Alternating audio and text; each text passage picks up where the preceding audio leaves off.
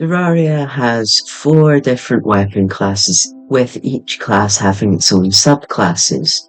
I will be ranking the 6 melee subclasses: short swords, broadswords, yo-yos, spears, boomerangs and flails, in order of which of the subclasses are best. In the wiki, however, some weapons are classed as other. These weapons will not be ranked as they are all unique in their own right. Coming in 6th are short swords. Short swords need no introduction to why they are the worst, and to make it worse, there aren't any hard mode short swords. The umbrellas being the only short swords people actually use in gameplay, other than the copper short sword which you start off with. The umbrellas even being discarded shortly after first being used. Short swords are not a sustainable source of damage even in the early game. In 5th are flails. While flails are viable in pre-hard mode, they are still significantly worse compared to other weapons, with the Sun Fearing being the best pre-hard mode flail. In hard mode, there are only 3 thrown flails. All 3 are almost never used for long periods of time due to much better options in hard mode. The Golem Fist and Flare-On flails, that being the only 2 launched flails that people would use in a typical playthrough. In 4th are yo-yos for a couple of reasons. Yo-yos are the only melee subclass that require almost mandatory accessories. These accessories taking up much needed accessory slots all the way up until you can get the Goblin Tinkerer, which in the early game isn't so good when you can use that accessory slot for something like a double jump. These accessories only get harder to get once you find out that you can only get most of the accessories from the skeleton merchant that you can find in the caverns.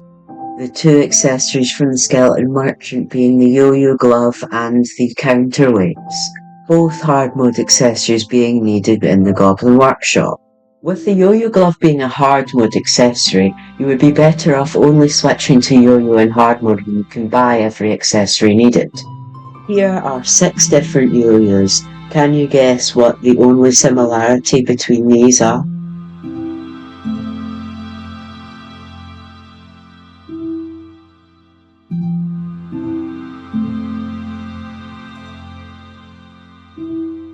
If you guessed that these were the only craftable yo-yos, then you'd be correct.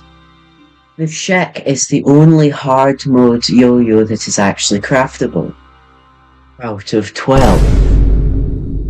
Some of these drop rates being abysmally low.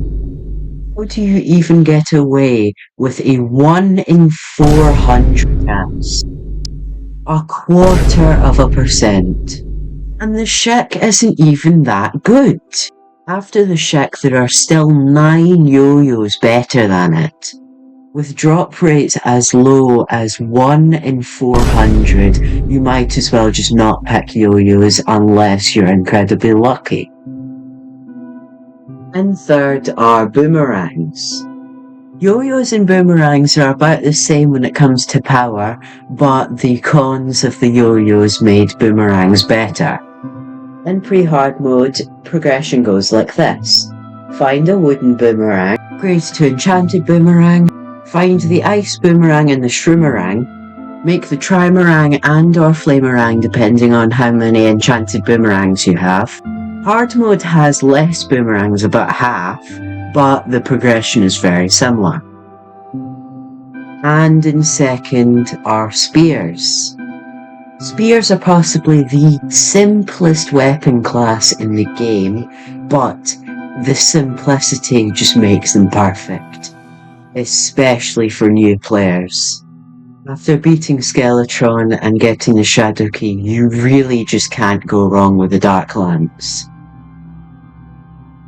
And now in 1st is broadswords. Broadswords are the most unique weapon class for melee. While broadswords might have a slightly rocky start compared to the other weapon classes, once you get the Blade of Grass, the progression just smooths out perfectly. The most notable broadswords being the Star Fury, Volcano, Blade of Grass, Excalibur, Terrorblade, Knight's Edge, the list just goes on. Broadswords are possibly the most unique weapon class in the game.